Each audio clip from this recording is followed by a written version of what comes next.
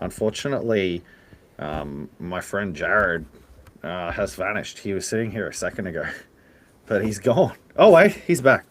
Sorry. Yeah, just very sorry. I'm startled. The events of the last few weeks have been difficult to say the least. I've prepared some lines. I hope. I thank you for coming, everybody. During this extremely difficult time.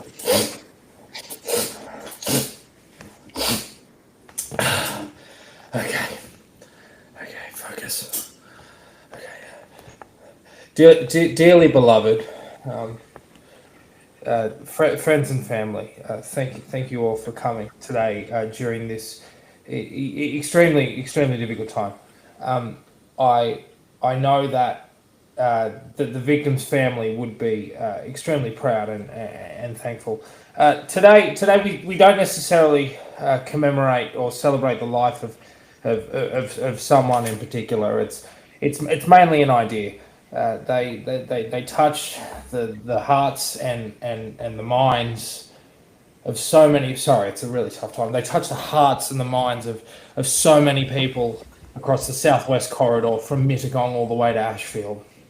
They delivered hope, and they always had a zest for life, a true meaning of what it was to feel alive, to wake up every day and to be positive and to know that there was a future.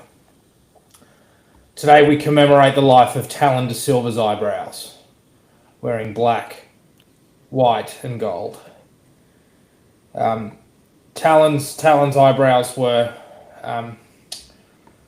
conceived with his Portuguese heritage,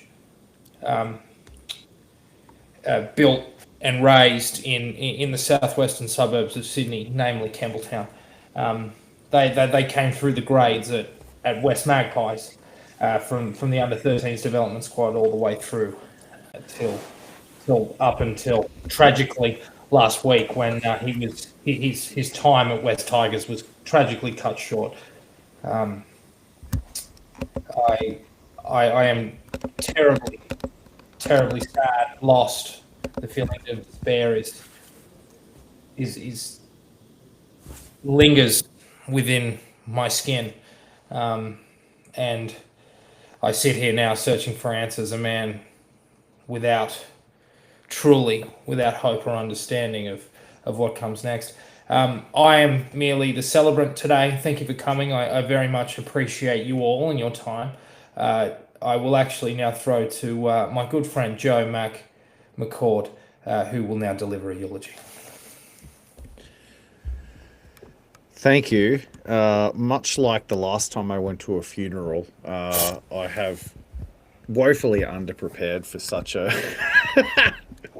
such an experience. And much like the last time I went to a funeral, I find it funny. What that says about me, I'm not sure. Dearest Talon, we hardly knew ye. It was only 12 months or so ago that you waltzed into the collective consciousness of the West Tigers fandom. Memes aplenty, spawned forth from your gleeful facade. Yes, the eyebrows. We can never forget the eyebrows. But also that one meme where you were sort of taking your shirt off and your abs were showing and you were like half crying. Good meme. Your meme ability now belongs to the Parramatta Eels fandom, much like Mitchell Moses' meme ability. Unlike Mitchell Moses, you seem to be a nice guy. So hopefully in your endeavors of the future, it goes okay for you. And with that, here's the music that we play at the start of our show.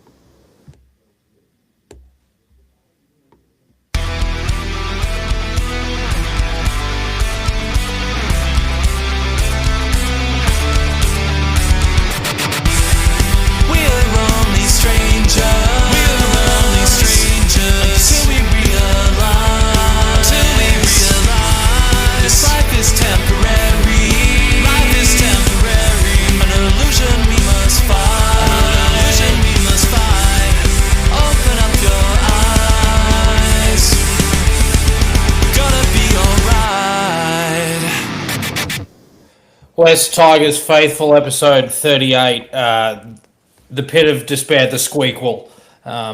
Today we'll be asking questions such as, what is the meaning of life, particularly after juniors that you follow for many, many years leave without explanation and for nothing in return. Joe McCord, I thank you for your part in playing your part in the funeral service. I didn't actually ask you how you are. How are you? Well, I have, been pretty good because I have kind of, how do I say this? I think being a West Tigers fan has helped me understand the true nature of suffering. And because I have, reached this point in life where I do understand the true nature of suffering, I'm really quite good at dealing with suffering. And not only am I good at dealing with suffering, I'm also really good at avoiding it and taking situations that would ordinarily cause suffering and not allowing them to cause me suffering. And so, because of that, I'm doing just fine. Honestly, I'm totally fine. Um, I've got my new Redcliffe Dolphins membership card in the mail. Uh,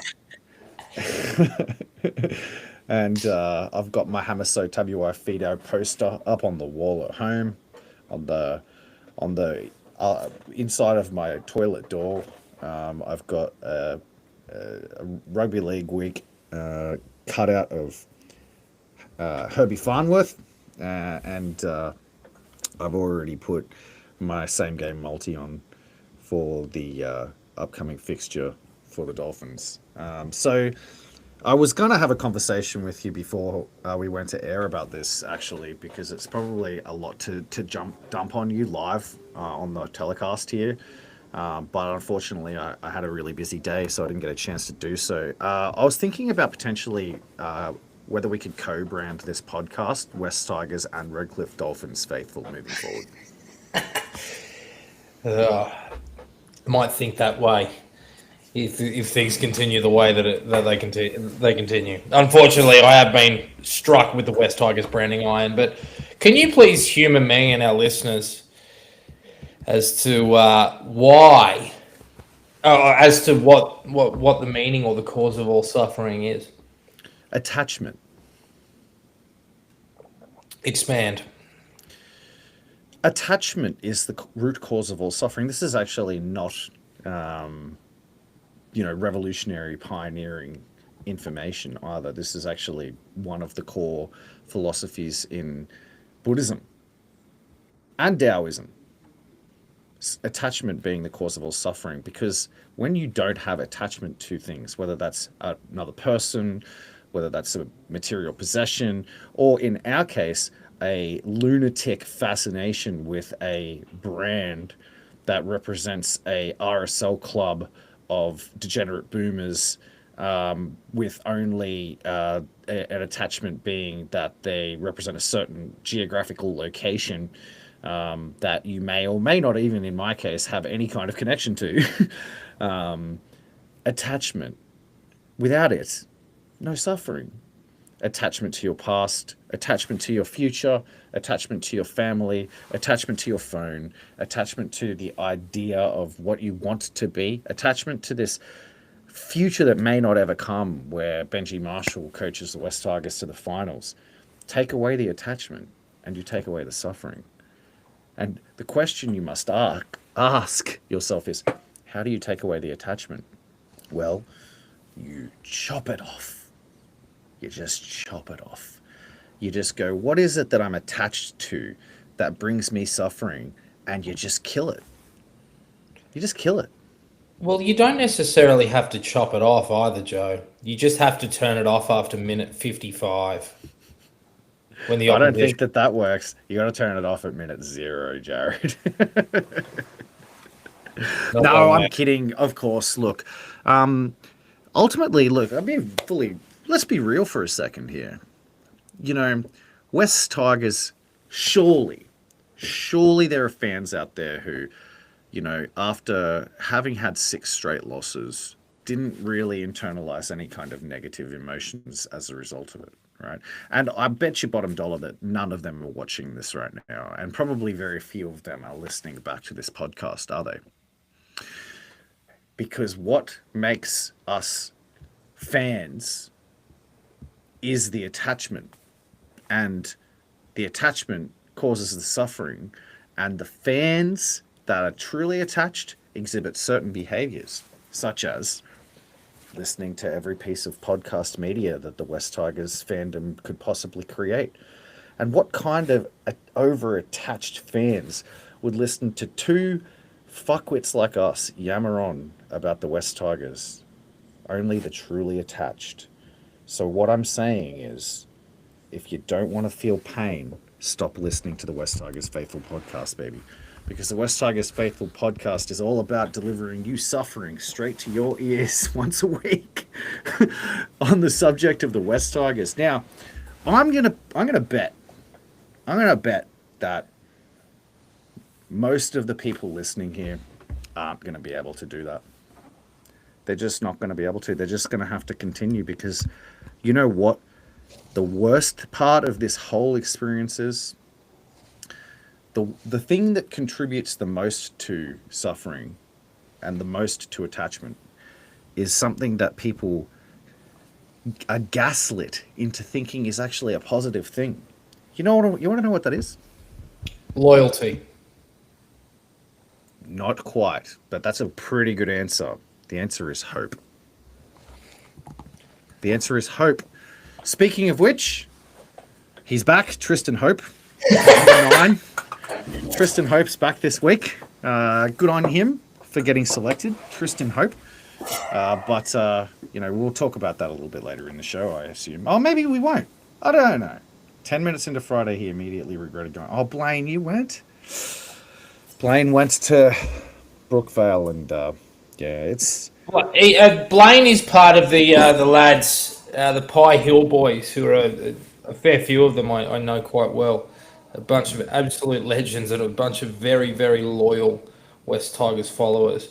Unfortunately, since they started this little thing, I think their win rate while in attendance sits at about 17%. But that's pretty much the same with everybody else, realistically. All right. Can I put something to you, Jarryd? Hit me, Joe.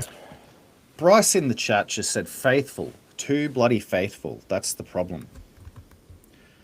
Maybe what we need to do, maybe our calling, Jarryd, is to help our friends that like our podcast and like listening to us talk understand how to be interested in the West Tigers without letting it damage your soul, right? And maybe just maybe the first step that we can embark on that journey is a rebrand. Maybe Bryce has a point. Maybe we should rebrand our podcast to like the West Tigers Interested or the West Tigers Curious. What do you think? Well, you WTC? You seem team bi-curious with the way that you're carrying on about the Redcliffe Dolphins. Yeah, I am bi-curious. I mean, let's be real. I am from Brisbane. The Redcliffe. I mean, I'm bi-curious every time. I'm bi-curious every time I see Isaiah Katoa play. He's bloody good, isn't he, Katoa? Well, they're a nice team to watch when they're on song, aren't they? Something to think about. And they've got, as somebody in our Twitter pointed out, $4 cheaper per ticket is their members pricing. So it's cheaper to be a Dolphins fan than it is to be a Tigers fan. Cheaper, more fun, maybe. Look, West Tigers, it's truly fascinating, isn't it? Like, we could probably dedicate an entire episode to really unpacking what it means to be a fan of a sports team. But I think what people forget is what the word fan is short for. Have you ever thought about it? You and I have spoken about it. We've sort of riffed on it a little bit. To be a fan typically is to love unconditionally for the most part. To barrack and support, irrespective of how tough times are, to look beyond the faults of an administration or a team. Yes, it is. But it doesn't need to be, does it? Right? Because a fan is a fanatic. And a fanatic, if I saw somebody in a social situation and I was like, mate, you're a fanatic, they're not gonna be like, thanks. Like, I'm labeling you a lunatic, a goofball, but we've shortened the word as a way to soften the blow of being a fanatic in this specific context of being interested in whether it's a musician or a celebrity or a sports team. Why? And you know, there's a school of thought, and I've been thinking about this a lot lately, actually. And this is, we're going to lose some listeners over this, I think. But I digress. Words, language, right? Society, and the things that we believe and the actions that we make every day and the choices that we make and the things we dedicate ourselves to, the whole damn thing. So much of it is derivative of language, right?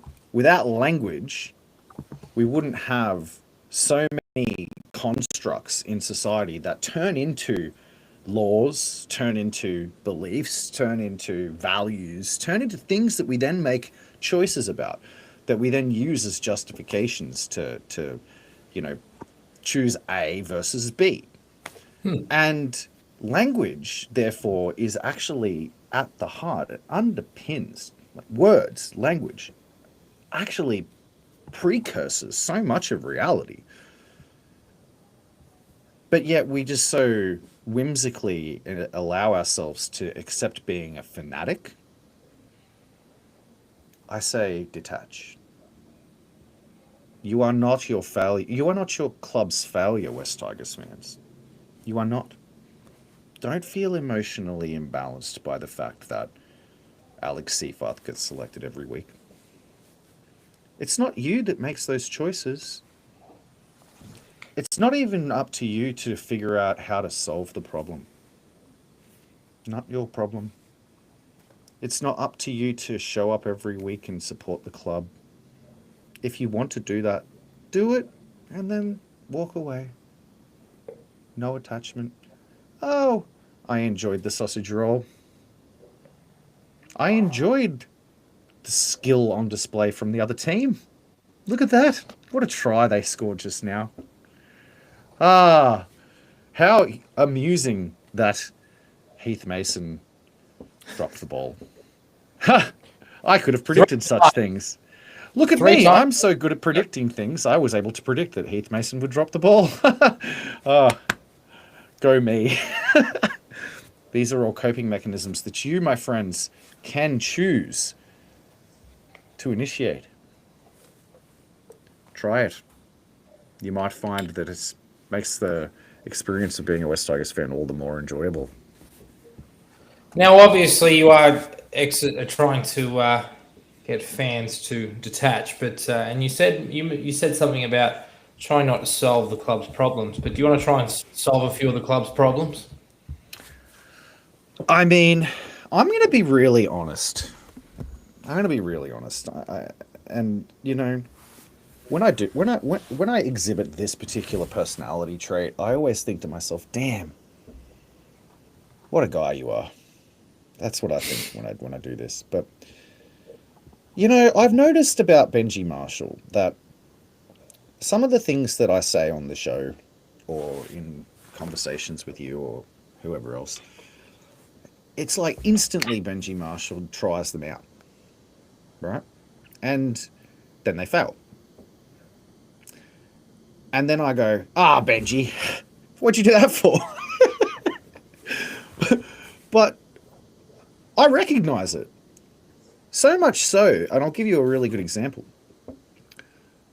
When we were in the pit of despair, when we were trying to find a new coach, I came up with a harebrained idea, and I think you'll find receipts for this in the Discord. I said, you know what the Tigers really need? The Tigers need to just somehow channel the spirit of 2005. What we probably need to do is we probably need to just make Benji Marshall the head coach. And probably surround himself with the likes of Heinington and Hodgson. That'll change everything, because it'll change the DNA of the club. It'll change everything. I think you'll find that in the Discord server that I said this. And you know what? The club did it. And then it didn't work. It just didn't work. And we've made suggestions like, you know what we truly need? We need to fix... No, I'll talk about something much more specific. Like last year, we were talking about how much of a problem it is that we couldn't get out of our own end. Like how much harder it must be to win football games when you're kicking from the 30 all the time. All right? And we remember that? We had that conversation. Oh, yeah, we did. And then what did the club do? They went out and signed Sunia Taruva and Jarryd Sullivan, who, fixed that problem. And we're still here in the pit of fucking despair. So what does that tell you about my willingness to continue to solve the West Tigers fucking problems? I'm out of ideas. But you know what the truly ironic thing is? The truly ironic thing is that I have realized something. I have realized that the less that you try to change things and impact things, and the more that you just live in the now and let things unfold, the happier that you are. So to that I say, West Tigers, be Tigers. With that in mind, I have a question for everybody listening live. I want to know which West Tigers player each of you think would have the worst breath and why. Please give me a good descriptive version, and we'll put the comments up on the screen and we'll read them out for all the listeners. That's a fucking good question, Jarryd. I can't wait to have that conversation with you. Yeah, I think it's worth having a conversation. There's been some chats about it in other social circles, but again, which West Tigers player do you believe would have the worst breath? Morning, night, whenever, before meals, when fasting for Lent, just let me know. Nonetheless, I am going to surmise this game as quickly as possible. The game against Manly, we went down 28-10. We had plenty of ball in the first half to ensure that we did not go down behind at the break. 319/20-year-olds in the spine meant that we did not execute. Manly scored their mandatory try just on half time, as per most West Tigers storylines. That was it. And as I mentioned, I turned it off in the 46th minute. Look, I don't want to go through another coaching change. I don't want to deal with all the turbulence. And ultimately, we're always on a hiding to nothing with, a lot of key players out. But nonetheless, Benji Marshall, if you are going to continue to pick young players in your spine, you will lose your job. Yes, well, unlike you, I watched the game from start to finish. And I'm not saying that as an insult. I actually applaud you. Incredible prioritization, Jarryd. You chose your mental health over 36 minutes of pain, and you deserve accolades for showing that amount of self-control. Honestly, kudos to you, sir. Now, I think at this point, I don't think Benji Marshall is ever going to get fired. Because at this point, firing him, it doesn't matter if it's this year, next year, or the year after. Firing him, it's demonstrably not the solution to the West Tigers' problems, is it? We've seen enough examples dating back now to the original Sheen's firing to know that firing the coach doesn't solve the problem. So why would they do it again? There's literally no justification for it. Like, they can't justify it. It's like, what are you going to do? Hire another coach to fire them in 2-3 years? Like, I don't think he's fireable. And I think that the sooner that the West Tigers fandom, and the sooner that the NRL media, and the sooner that the players that are at the club, and the sooner that the coaches that are potentially trying to, find an avenue through their agent having a media job, get through their heads that the West Tigers aren't really in the business now of firing coaches. They're in the business of figuring out why the fuck the West Tigers can't win games. Like, and it's not the coach. It's not the coach. It's not the players. It's not, is it? Because it doesn't matter who the fuck we sign. It doesn't matter what rookies we bring through. It doesn't matter who we sign. It doesn't matter who the coach is. This club cannot perform. It cannot. I think we all know what the true solution is. I think, after that little mini rant that I just went on, I think everybody is arriving at the exact same conclusions. Well, one of two conclusions. Sell the club or fold the club. That's it. Because the Holman Barnes Group cannot fucking put a competitive team on the field. You were in the Discord last night when I went through the Holman Barnes annual report, right? Did you see the screenshots that I put up there? Oh, yes, the financials, yes. The Holman Barnes Group, who are the sole owner of the West Tigers, also own multiple, clubs. They own the West Asheville Club. They own, you'd know better than me the other names of the clubs they own. They own a few small ones, a few good-sized ones, and they own the West Tigers. They also own the West Tigers Magpies Junior Club, and they own the West Tigers NRLW Club. They own football clubs, football teams, football brands, and some real estate. When you read their annual report, Simon Cook, nice guy, met him. He wouldn't remember me, but I've met him. Nice guy.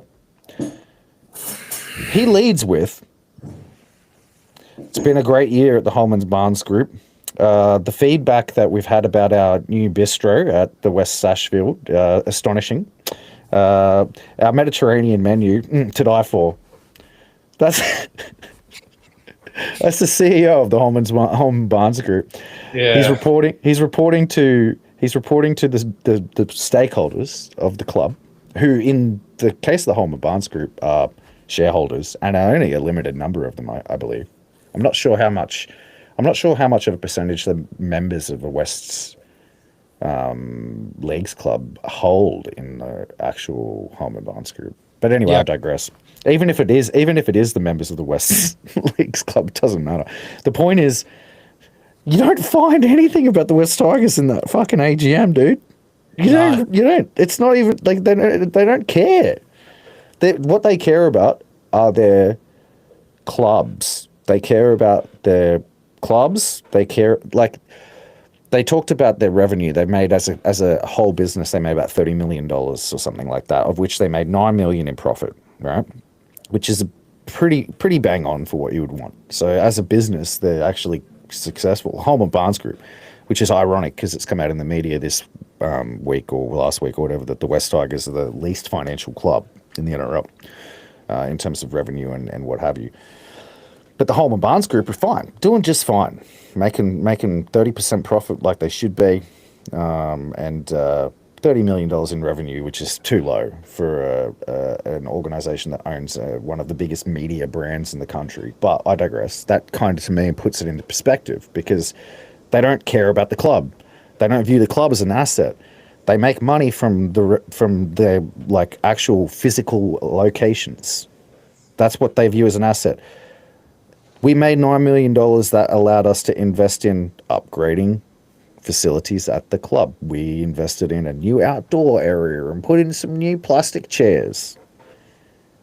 They're not interested in running the fucking Tigers, man. They so much so that they literally hired a dedicated board, and they've admitted tacitly that they don't give a shit about the West Tigers because it's their problem now, and they've separated operations as much as possible. This club will never be successful. You can't compete with teams that are owned by people who give nothing but a fuck about the running of the club, right? There's teams out there whose owners, they're all rich. Nick Politis is a wealthy man, but I reckon Nick Politis spends about 90% of his life running the Sydney Roosters, and he has other people running the rest, right? All of his business interests are just funding him now to run the Roosters because that's his passion in life. The Holman Barnes Group have no passion for running an NRL franchise, no skill when it comes to running an NRL franchise, demonstrably so now, dating back 25 years. Sell the club or hand the license back to the NRL. Well, I'm sick of it. Now I'm angry. Thanks. I'm not even going to bother continuing with the line of questioning because, obviously, as you said, rant over, mic dropped. I guess we can talk about, another of the Tigerisms. Up his eyes rolling into the back of his head, Category 1 concussion. De Silva still released off the back of it. Richardson going into PR mode, trying to fix it. Jarryd Sullivan breaking his leg. Whether or not he comes home for that reason, not too sure. I guess, look, you could look really glass half full. And for the record, I'm not looking glass half full at the moment. I just can't do it.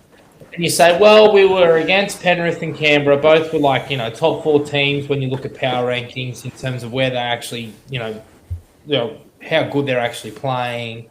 We're in those games up to our eyeballs. We put the Galvin saga behind us and we were so close yet so far. And this was just an off night with 3/4 of our spine missing. But fuck, what did we sit here and say at the beginning of the week last week? It has to be one through the middle. They had Matt Lodge and Torquiaho. Both of them were both assisted from the field with carers, with walkers. They are that fucking old. Seriously, Ben Trebojevic is not a footballer's bumhole. He's a Nepo baby, and yet he crosses the stripe against us. Jazz Tavanga at 9. Need I say more? Corey Waddell is not a first grader. Ask any Manly fan you know. And we run this middle triumvirate of May, Bolle and Twal. The only one that was worth feeding was the latter. He's been named captain this week. He's been named captain. He had one good game, and he's the captain now. I'm the captain now. Fucking kid. It's just so disappointing. Now, look, we fired off about referees and stuff. We have, but no. I watched the match on the weekend for the first 45 minutes, mind you, and it did not Manly's line speed was like Penrith 2021. It's like what the Dogs are known for. It didn't make sense. It felt like they had to be offside. But even then, just the lack of footballing IQ in this team, just to not do something with it. Bait a player. Block shapes off the hooker. Throw the football at the ref's head and get sin binned. Whatever, right? Oh, well, Heath Mason, basically did the equivalent of that. It's really, the mind boggles. And, ultimately, that's going to. You've got Latu, who is basically learning to become a halfback on the run, and he was without his partner in crime. But it's just, it's tough going out there right now. And sorry, how is it now? Bad. Any better? Nah. But you know what? While you play around with it, I will say. You go, all your points are valid. Tactical observations. They're what I would call symptoms, right? And everything is a symptom. If I was in charge of auditing the West Tigers, and we did this audit, and they did nothing. They changed nothing. They pretended they changed things. Remember we did this? Remember? Do you remember when they did the independent review and the episode when we looked at it in hindsight? I was like, they actually haven't done anything. Did we realize that they've done nothing? They literally did nothing. Anyway, if you have a continual issue with the refs, right? Like, which we do, and they're independent. They're independent's wrong. There are fans of other clubs who are at this point now going, it's madness, right? It's madness, like how the Tigers constantly cop these weird calls. There was one in that game, wasn't there? There was a very strange penalty that was awarded against us early in the game. A very strange one. I can't remember what it was, but there was one of those sort of West Tigers-isms that happened. Do you remember what I'm talking about? No, I scrubbed it from my memory. Okay, I digress. If Nick Politis had the feeling that his club was getting the wrong end of the stick from the referees and it was causing problems, right? And like being a successful businessman, he's probably going to not have that thought internalize until it's to the point where he's ruled out a lot of other things, right? Because that's how growth mindset people think. What do you think he does? What do you think the actions of a person who considers themselves to be the master of their reality, full agency over their reality, what decision does he make when he gets to that? When he gets to that point? He calls Peter V'landys. He calls Peter V'landys, right? And what does he do? He issues a please explain. Does he? What do you think he does? I think he probably has lunch with Peter V'landys and then probably goes and has lunch with Graham Annesley and then probably goes and has lunch with some refs, and that's probably all he does. Do you know what I mean? Yeah, I do. I'm saying that people like that, they don't go through the front door. They don't like line up a problem and go, Peter, what's going on here? You're not treating us fairly. Because he realizes that's not how you get shit done. You don't change people's behavior by confronting them with the behavior. That's not how you actually change somebody's, not adults' behavior anyway. You can do that with kids if you've got well-behaved kids. You sneak and that's around. not how. That's right. You get in the back of their head, right? And you also have to influence the people who influence the people who influence the people. It's a big game, but that is the game of success. Mastery of reality. The game of success is about influencing people in ways that they don't even know that they're being influenced to create the outcomes that you want. That's how you win. Somebody like Nick Politis knows how to do that. Do you think that the Holman Barnes group are playing the game that way? Fuck no. Is Shane Richardson playing the game that way? Yes. No. Yes, but he doesn't own the club. Right? So Shane Richardson and Nick Politis have different amounts of energy that they give to the situation. They have different amounts of tolerance. They have different amounts of like, to a certain point, Shane Richardson's going to be like, I'm just the fucking CEO, right? Benji Marshall's going to be like, I'm just the head coach, right? Nick Politis is who the buck stops with. So he doesn't play that card, right? See the difference? That right there is the difference, right? Every other club has somebody in charge of them that is a little bit more bought in to the success of the club, or in some cases, way more bought in to the success of the club. The West Tigers ownership group would have the least amount of buy-in to the outcomes of the club of any ownership group in the NRL. I guarantee it. I guarantee it. It's evident. That is the most logical way I can explain why we fail constantly. We need a godfather. They need to sell the club or hand it back, because they're at this point in time, they are doing a disservice to a community. They're doing a huge disservice to the legacies of two clubs that had decent legacies. Balmain having a fantastic legacy. No offense. That's okay.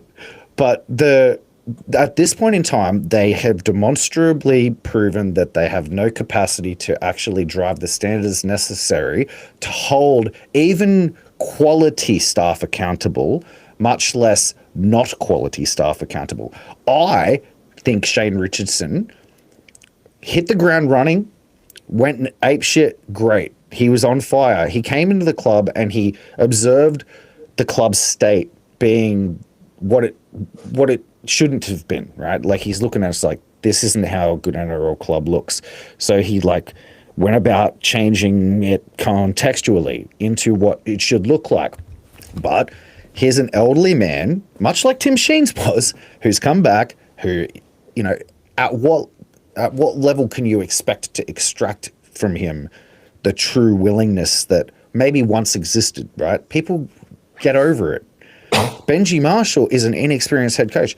I think he's doing the best he can. I absolutely think he's probably pushing himself harder than anyone else possibly would be in his situation because of who he is as a person and because of who he is as to the West Tigers, right? But he is what he is. He's an inexperienced head coach. But it wouldn't matter who you put in there. It wouldn't matter who you put in there because ultimately there's not a spectre sitting on top that is holding themselves accountable to the downstream success that everybody else needs to be held accountable to. The impact, the subtle impact of all of that is so profound that it's impossible to measure. That's the problem, right? You can't measure that shit. You can't measure how many people who are involved with the West Tigers' success in different specific roles are actually conscious of the fact that the Holman Barnes group are stupid. You know what I mean? Like, how many of those people are like, these owners are fucking idiots, right? Probably all of them. How do you stay motivated to deliver success for an organization whose owners you think are a bunch of chuckle fucks? It's not really possible, is it? Like, you do it for your own value, but guess what? You do it for your value just long enough to do what? Fuck off. And we see it time and time again. And it's continuing, and it will continue unless something changes again. I know it's a fucking broken record, isn't it? Like, it's the same thing last year when we got to the bottom of the pit of despair. But that's just because it's the truth. And there's no sugarcoating the truth. Especially, like, I'm actually gobsmacked that the media haven't actually, like, already turned around and fired a shot at the Homer Barnes group. Now they've got Benji in the crosshairs and shit. Like, we got to go back to that independent review and acknowledge that we were in the pit of despair and it caused fans to go and fucking leverage the club into doing an independent review, and they somehow managed to do the independent review and initiate essentially none of the recommendations. They walked them back. They started the process of initiating them, and then they essentially were like, the independent review found we didn't really have to do anything. I mean, the independent board has been installed, but nonetheless, there are... Remember the specifics, though. Who's on the independent board? Baz. We dove into this. No, we dove into this. I'm looking at it. Yeah, but we dove into it, and the one of the people who got installed as an independent director was a former the CEO of a company that is a former sponsor of the club, so clearly would have had allegiances to people at the club, or specifically at the Holman Barnes Group. Barry O'Farrell has been involved with the club and the Holman Barnes Group for like 8 years, not an independent person. Like, they created an independent board and then they put non-independent people on there. There was like the two. There was the ex-athlete, the Paralympian chick. She seemed independent, but we don't know, right? And then there was the dude, the like consultant guy, the accounting dude. Viola. So there was two of them that I couldn't draw like any kind of evidence to suggest that they weren't independent. Those were the two that were actually appointed to the independent board by the third-party recruitment firm that they hired. The rest of them were appointed by the Holman Barnes Group. How many people are on the board? 5, right? You mean the interim board? The independent West Tigers board, it has 5, right? It's got Barry O'Farrell. I think it's 7. 7. Well, point is, there's only 2 that I could even. There's 5 of the 7 are demonstrably not independent. They're demonstrably attached to the club prior to the establishment of that independent board. It is impossible for them to be independent. They would have friendships, they would have relationships, they would have financial relationships. They probably have business interests in common with people at the Holman Barnes Group. The Holman Barnes Group created that independent review and they didn't appoint an independent board. And I remember vividly that the recruitment firm got stopped. The recruitment firm only recruited 2 and then they got asked to stop. And I got to pull up short here because I might get myself in legal trouble if I'm not careful.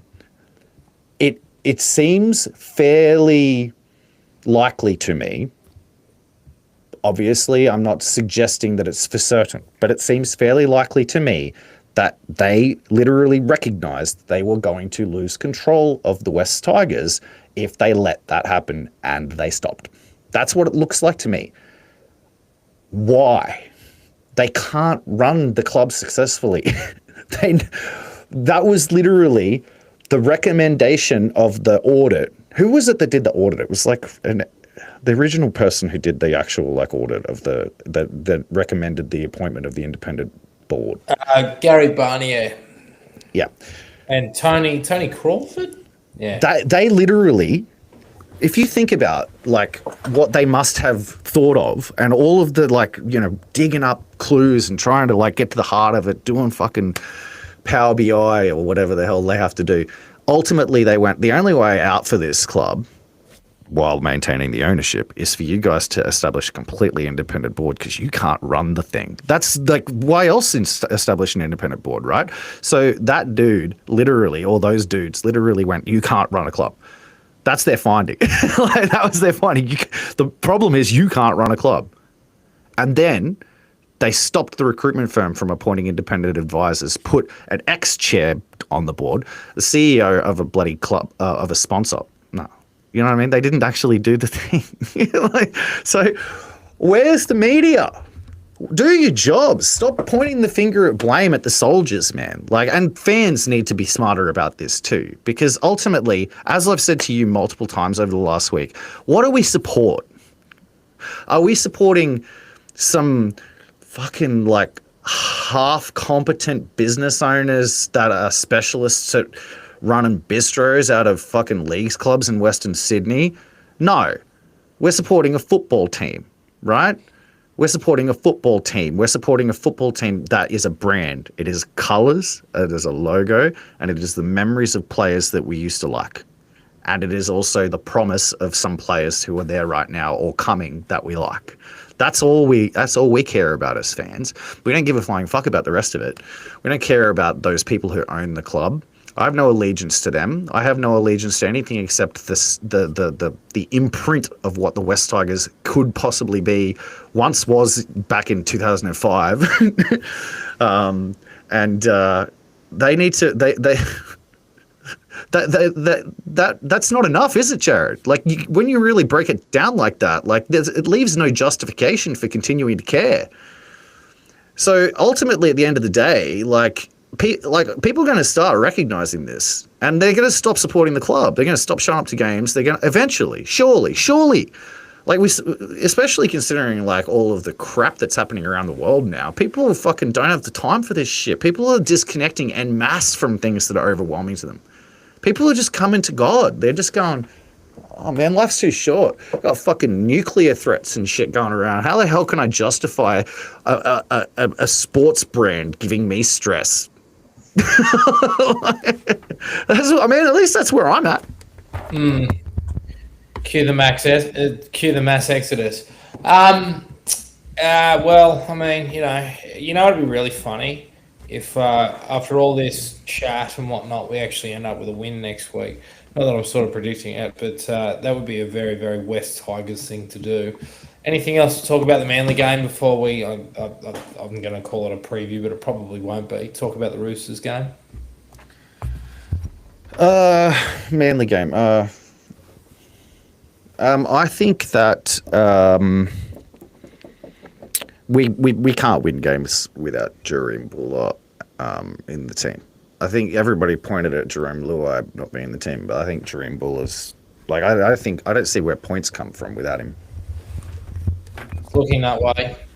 Well, I mean, Jerome as well, was an impact, but losing them both made it even worse. Yeah, and I guess like beyond that, it wasn't easy to kind of score points behind that pack either, though, right? So I don't know what the hell they were doing. Like I don't know why they all decided to just not show up. So they picked a hell of a week to not show up, as you pointed out. Like that was literally the one game we probably needed to try to win 12-10. Yeah, that's the game you circle. A lot of last try tackles, which hurt too. A lot of tries off kicks. A lot of overlaps that shouldn't have been overlaps. It seems as if we forgot to play. But as they say, there's always next week. And as a West Tigers fan, in that instance, there's another week to endure. Sunday, 2 o'clock, Allianz Stadium. We play the Chooks.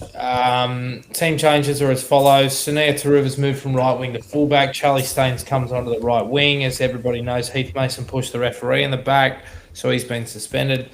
Luke Laulii will play his first ever game of senior football in the centres against the Roosters, marking up against one Mark Nwanganita-Waze. You only need to hear the tone of my voice to understand my thoughts on that. Adam Dewey moves to 5'8". As you mentioned, Hope is back, or is it truly? At least Tristan is. He's starting at 9. Alex Twa will captain the side, and Charlie Murray will be the 14, who I believe has done a little bit of time at 9 through his junior career. The outs for the Roosters: Crichton, Watson, Collins, Toya, Siwa, Wong, and Spencer Lenu. Sam Walker is not back this week. We are extremely lucky. And as the great Tiger Cast pointed out, congratulations to Max McCarthy and Tom Rodwell for the Sydney Roosters. Both of those boys are on debut, and both of them will score tries because it is the West Tigers way. Ultimately, this game, we always talk about these archetypal Roosters forwards, these big, hungry, young fellas, guys like Nalfahu White, Benyaya Yoelu, who plays he moonlights as a 9. He's starting there this week. He's mainly a 13. Celesi Foketi, who I am a big fan of. Blake Steep starts this week. Taylor Lazalu, who looks like a concreter from Aids, he's playing. And De La Selva, who is a very, very good young forward. I have no faith in our forward pack after last week. They played a team of geriatrics. This week they play a team of babies. I am hoping they stand up, but realistically, I don't know if they do. You throw in the brilliance of James Tedesco, the kicking game of Hugo Savala, the ingenuity and X factor of a guy like Nwanganita-Waze, and average players such as Egan Butcher and Makahisi Makatoa, who are probably due a good performance to play themselves into form. And you can tell where I'm going with this. I think that it's probably healthier to just think about the now and stop trying to predict. I actually was going to ask, can you not ask me for a match prediction? Because I feel like the hope that projects into the universe actually causes pain. It causes me pain, and it causes people pain. And also reflecting on the past is also causing pain.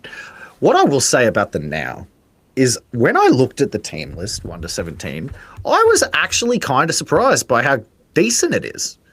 Like, I mean, I thought with the amount of outs that we would have that it was going to be like real panic stations. But they've got a decent fullback.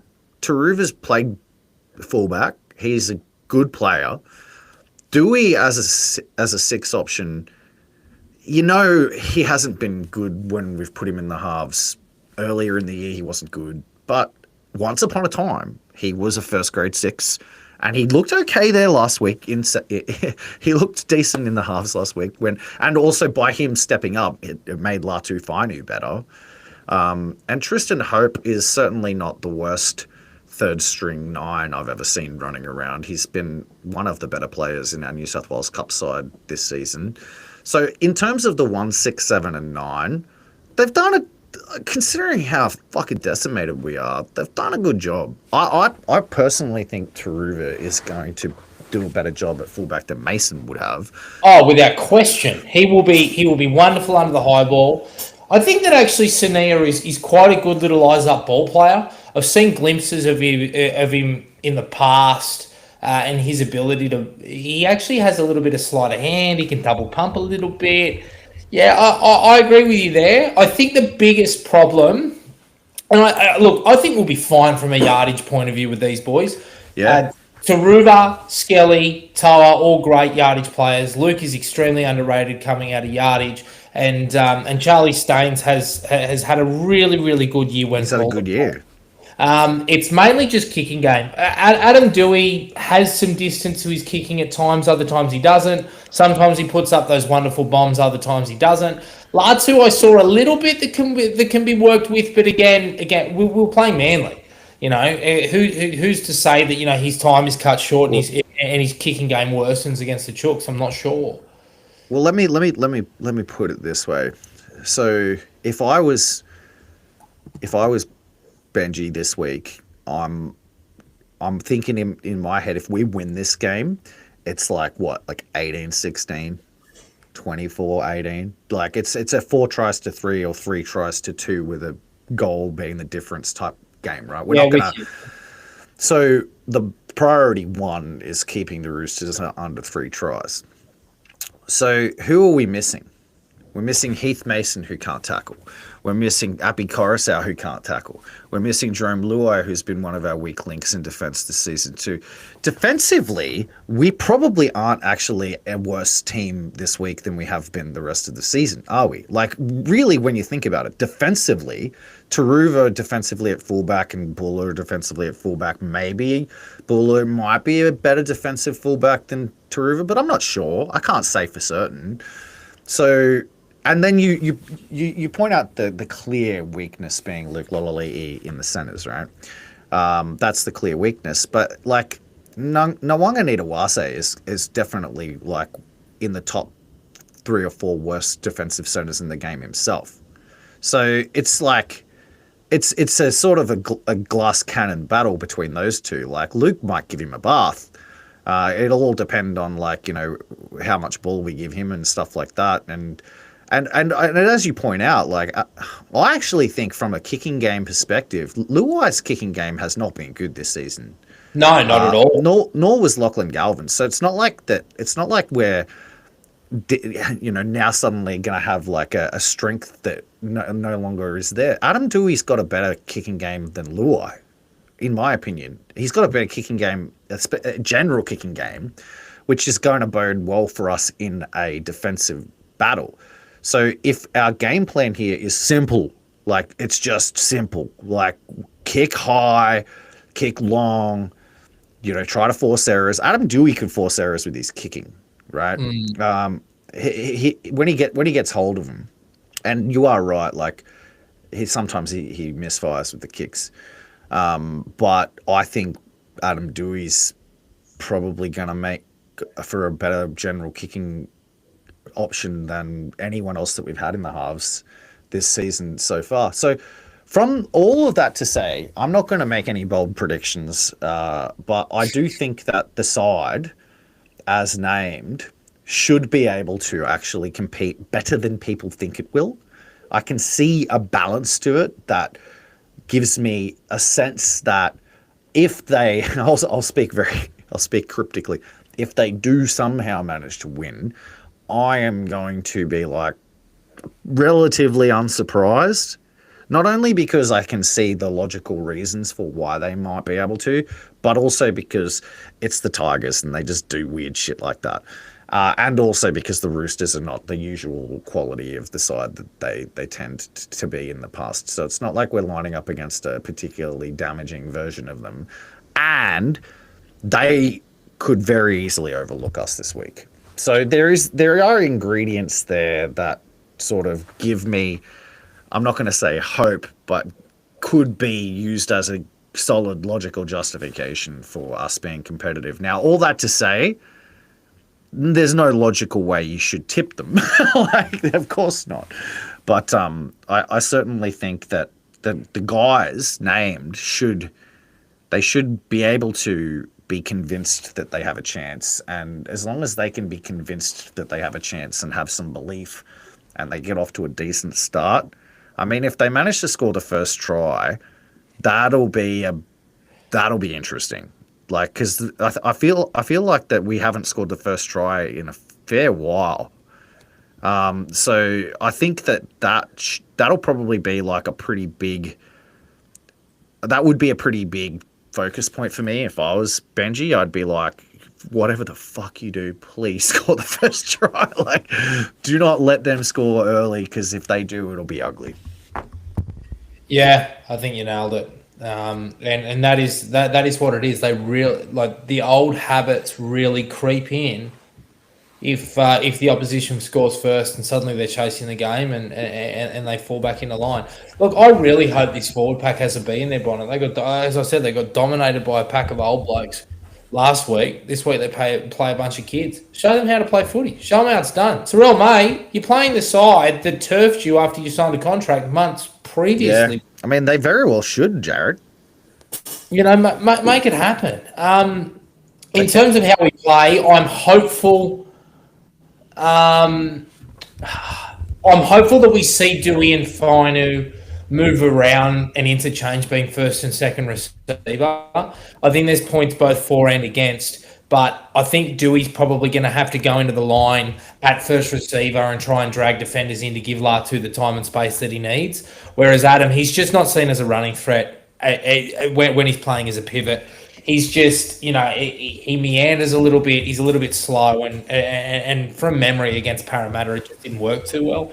I think that's probably something that needs to happen. But Sania Taruva through the middle, you know, I'm desperate to see him just sort of hang off hips and you know, sort of seek out offloads. Heath Mason, you know, has the ability to sort of, you know, break a front rower's ankles. I think Sania can do the same thing, but I think as opposed to pinning it, Sania might actually look up and try and have a crack and sort of score some tries. But we'll see. Look, in terms of where they're going to score points or where the problems are, it's that left edge which we spoke about. Jarryd can put on a bell ringer like he did to Tom Trbojevic in the first half, which was probably the only highlight. But it's obviously just managing that left side, and obviously with, you know, Adam at left side half there. We're just going to have to wait and see. But look, again, I'm not going to issue predictions either because, you know, it might change something. But look, you look at the teams on paper, and football games aren't played on paper, especially West Tigers ones. And yes, there is cause for interest. I'll put it that way. I certainly raised my eyebrows when I saw the team list. But again, after what happened last week, it's hard to get up and sort of have any proper optimism. Yes, I think that tactically, in terms of attack, I probably would. I disagree with you. I think that I would have Adam Dewey on the ball, but I would have him playing a lot more like a traditional 13. And I would probably try to focus on high energy, quick play the balls, running from dummy half, a lot of first receiver carries, back towards the ruck, and then let Latu play off the back of that. So you bring Latu into first receiver only in those situations, because I don't think that Latu is really quite a good game manager quite yet. I don't think, and maybe he never will be, but right now I don't think that he's actually a particularly good game manager. And I think that if you play him at first receiver in a game plan like that, you actually miss out on the opportunities to use his strengths as more of like a traditional 6. He reminds me, like right now, he reminds me of what Dylan Brown is a bit like. You know, Dylan Brown likes to sort of stand back and he'll like come into a game at a specific time and either run it or pass it. That's what Latu is. He might be even better than Dylan Brown at both running and passing. So it's going to be up to the forwards, the likes of Taruva, the likes of Adam Dewey, and hope to actually get momentum through the middle, it is where we could potentially see dividends. Because like you said, the forward pack didn't play super well last week, but we can't exactly expect that they won't respond, because frankly they have been the best part of our team this year, and that is the part of our team that is the least affected by injury right now. So you have to put your faith in them, and you have to put your stock in them to do that. So you build that game plan around that as well. And look, also second phase is going to be critical. I think that the middle guys are going to have a bit of a haul pass to dump the ball out the back there, and that will benefit the way Taruva likes to play fullback too. Like he's the sort of fullback who tends to get like a very high number of carries. Like when he plays fullback, he gets upwards of 250 meters per game quite regularly, because he's just on the ball constantly looking for getting back through the middle and like finding space through the middle. So him being there, that also suits the way he likes to play. So that's sort of what I would do. And yeah, I whether or not it works, who's to say? But that to me would be the game plan. Let's talk about New South Wales Cup, because something very interesting is happening this weekend in the New South Wales Cup side. I'm well and truly aware of it. We'll talk about it in a sec, but we may as well just review just quickly. 28-14 to the Magpies, 5 tries scored, but only 2 try scorers. Isaac Tuitupor with a double continues his rich vein of form. And Alex Lobb, the unlikely fullback, which a lot of people laughed at, myself included, him playing fullback. He's proven an able deputy and a guy that can do a job in that position there. He scored a hat-trick. In terms of guys that I want to call out, Joe Lovadua got called in to start at hooker after Tristan Hope was pulled following up his concussion. 30 tackles, none missed. 59 minutes, fair stint in the middle there, especially having to tackle blokes like Lazalu, Delasaur Va'a, and Xavier Va'a. So well done to Joe. But Royce Hunt, it looks as if somebody threw down the gauntlet to him. 8 runs for 85 metres, 11 tackles, none missed. 31 minutes, and he also had a pretty nice try assist where he broke the line and threw a pass for one of Alex Lobb's tries. Look, these guys just seem to have it down pat at the moment. Experience and class in this grade is beginning to help. Obviously, all eyes were on Taylor May. He was pulled out late with a hamstring issue. Ultimately, it's pleasing to see, although I wish that we did see a little bit more from our youngsters. But again, this side is trending in the right direction, and obviously all eyes on this week for a couple of reasons, which we'll mention in a moment. Did you see much of this game, mate? Okay, all right. Just for the preview, guys. So Brent Naden will start at fullback. Taylor May has been named once again. I assume he will play after being pulled out. Obviously, if he's been named, it's not that serious. But all eyes will be on jersey 17. He was pulled out of the national championships for the Australian schoolboys. His name is Hiamasi Makasini. We have spoken about him many, many times. He is in jersey 17. He will make his New South Wales Cup debut. I anticipate that Taylor will get half a game. Hiamasi will get half a game. Both will play left centre. And look, to be honest with you, it's come at a pretty good time against this Canberra side. The Raiders have got a few injuries. They've got a couple of guys playing Origin. This is a really ideal time for us to call some guys up. Yeah, I think we have to tread carefully with Hiamasi, don't we? When I say we, I mean you and me, because it seems like that every junior that we tout, or every lower grader that we tout, comes into first grade, has a good crack, and then pisses off. So don't talk about this Hopewadi that's playing in the 15s of the junior championship. Do not talk about him at all. But if you want to watch, go and have a look on X or on Instagram. My God. Moving on. Monson Hopewadi, yeah. Oh my God. Moving on. Yeah, I mean it's exciting to see. So he's straight into New South Wales Cup as you predicted. Hiamasi, you're talking about Monson? Yeah, I'm talking about Hiamasi. And I expect I expect it probably to be the most watched game of the week on Bar TV Sports, because plenty of people around the NRL are interested in this young man, and not just the NRL but international rugby. So hopefully he does well. I am very impressed with the. It's actually interesting because like we've complained in the past about depth, and we've complained in the past that our roster hasn't been strong enough to handle injury crises. But when you look at the New South Wales Cup team this week, it's a strong team. We've had to call up a few players, but it's a very strong team, and it doesn't look all that different than the one that won last week. Obviously, I have something to say, but just going back to the conversation that we always have, it was 3 20-year-olds in the spine, and the thing is that we just haven't recruited for us to go away from that. Now, Dewey's been named in the halves, and I was one of these people that said, don't disrupt defensive combinations. It's the right call this week. But ideally, we need to go after guys, and we've spoken about it a couple of times. Saliba Havili should be number one on our list if we need a 9/13 that can come off the bench and spell happy. That is important. Tamare Martin is off contract. Bring him home.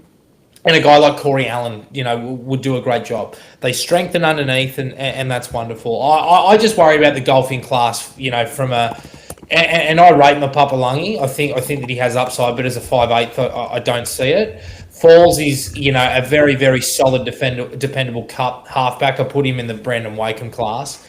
And obviously, again, I love Luke Laulii, and I very much like Heath Mason. I just think they're a bit young. But anyway, sorry, I went off track there. But that's my sort of thing. All good. But it's New South Wales Cup, so like it's for New South Wales Cup. You've got Brenton Aiden playing fullback, who's a very experienced campaigner. Isaac Tuitupu is a first grader playing on the wing. Solomon Ifatape's played first grade. Taylor May's a stud. Alex Lobb is pretty handy. Like, he's certainly probably above average New South Wales Cup winger.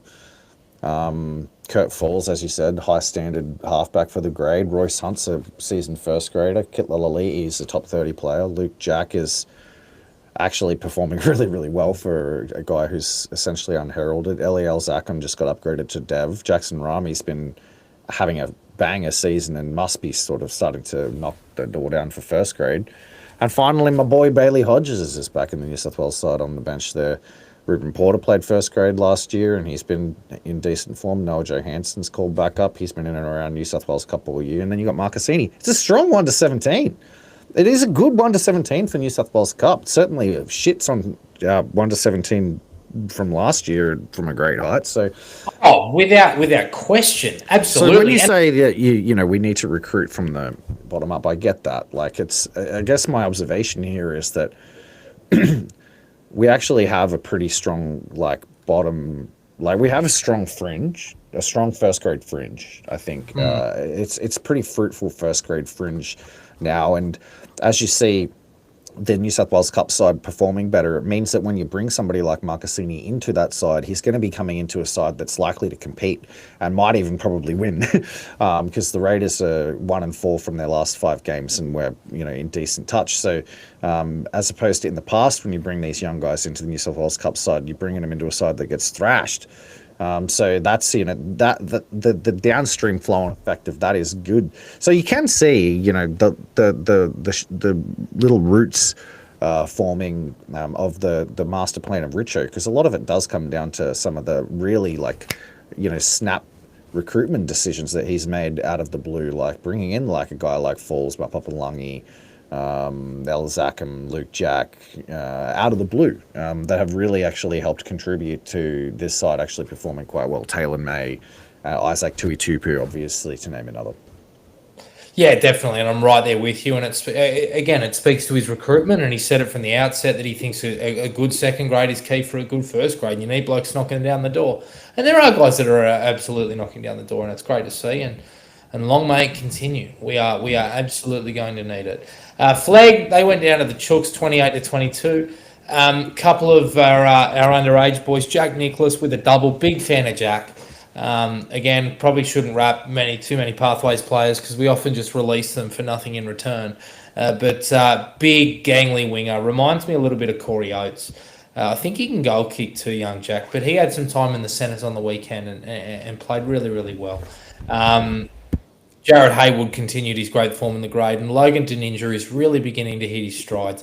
He scored a great little try on minute 43, thanks to some incredible brilliance by one Faletino Tavana, who we cannot speak highly enough. Look, this Chook side, I'm about to find out where they are playing. They are coming. They're around the same place as us. We've won 6, drawn 2, lost 8. They've won 7, drawn none, lost 9. There's some good players in and amongst that side. Safadi, Lachlan Dooner's a good player. Reece Foley, Atula Seve, Jackson Allen, Ethan Roberts. They've got some good players in and amongst those guys. This was just obviously a closely fought match. Chook's got the chocolates at the end of the day, and our boys will roll on and play the second place Raiders this week. Yeah, and it's probably worth mentioning that the Raiders in the flag are very strong. But in New South Wales Cup, the Raiders are actually not in great form. So I would say we'll be going into the weekend's fixtures as favourites in New South Wales Cup, but not in flag. Interesting name at number 1 for the Raiders this week, Matua Brown. I had no idea that they signed him. Matua Brown. He's been there a little while. Yeah, Matua Brown's from Far North Queensland. He was the Queensland schoolboys fullback the year that Lachlan Galvin and Luke Lolley played schoolboys. He's a very good player.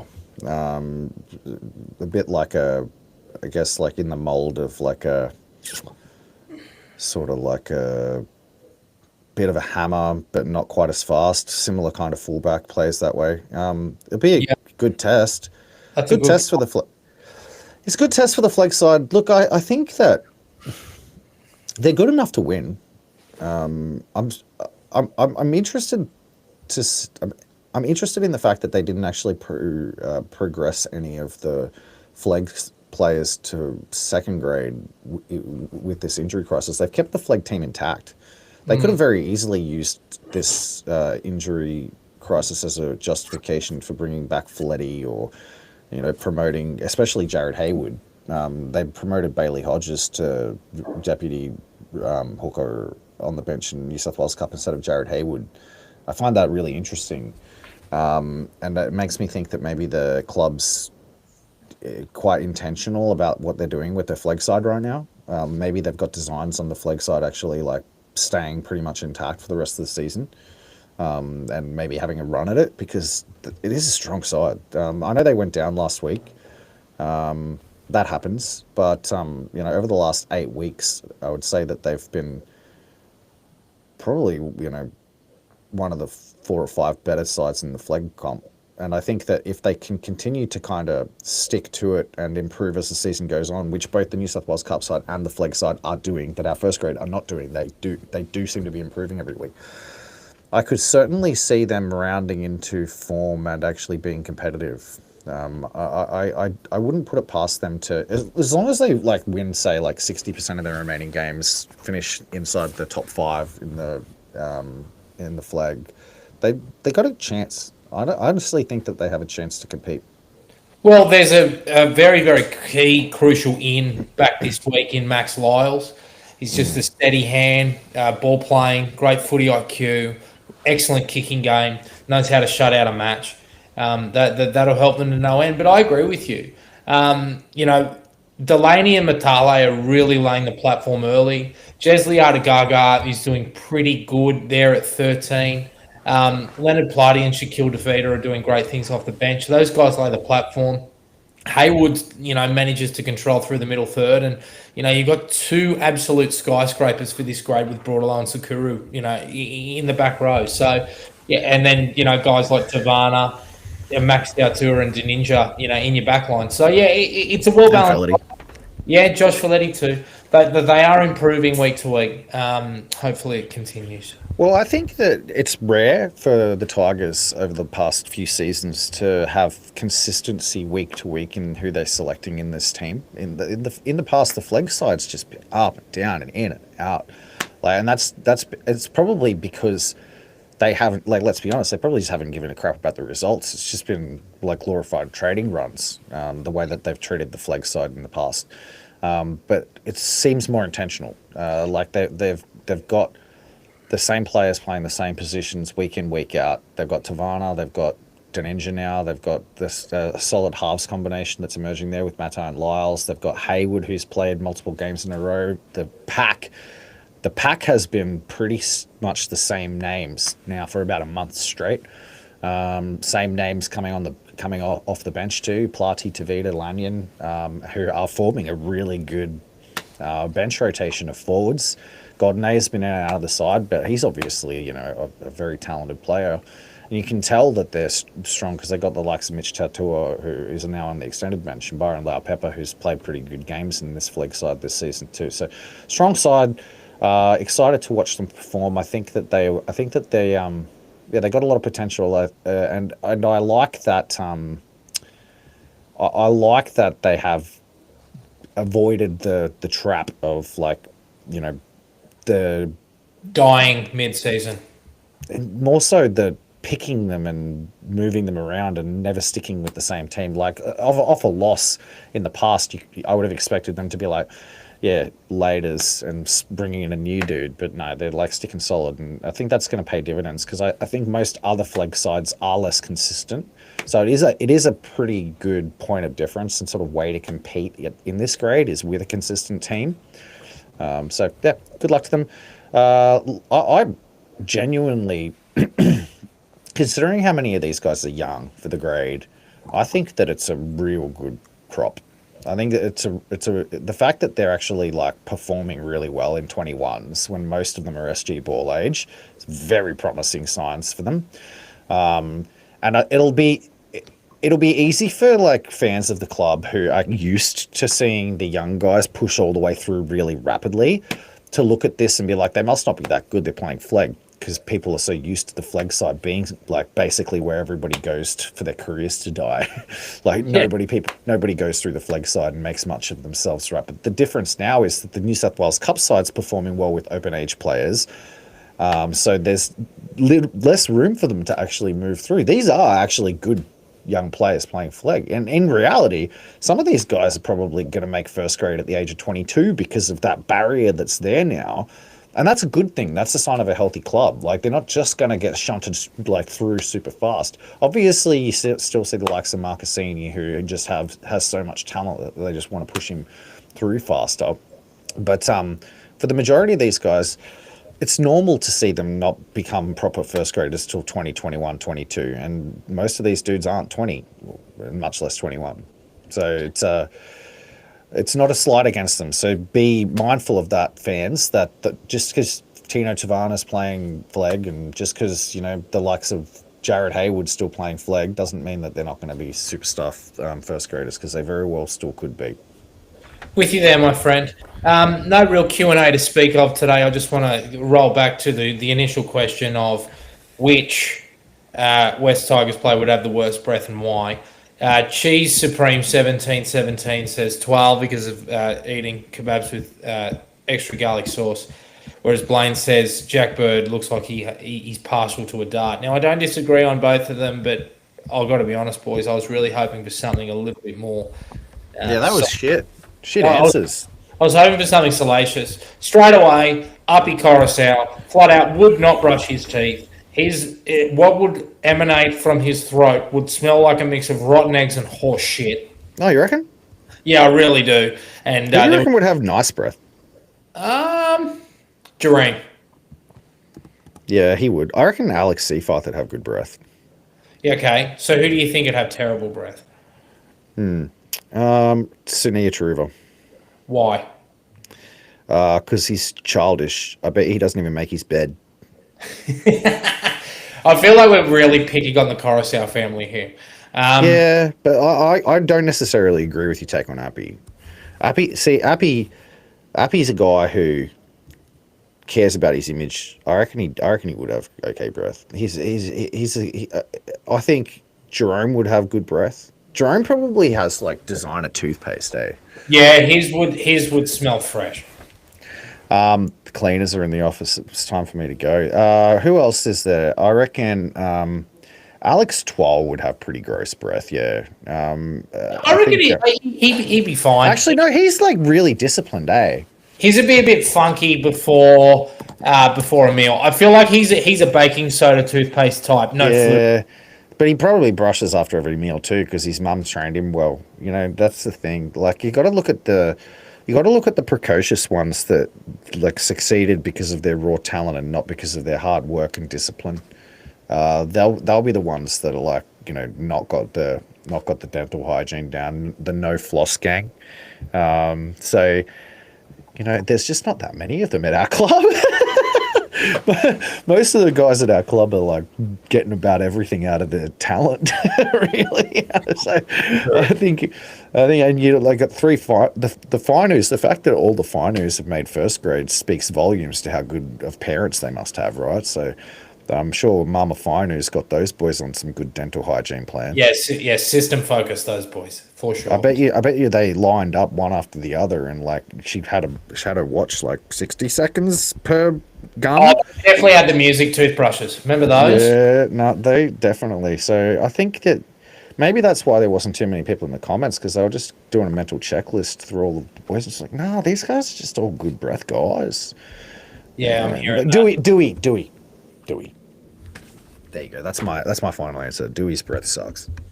All right, done. Yeah, All right, cleaners are in your office. My missus is probably sick of me being in this room. Good luck to everybody who's going to watch the game on the weekend. Make sure you get a Bar TV sports subscription. The kid in the 17 jersey is legit. We'll see you next week.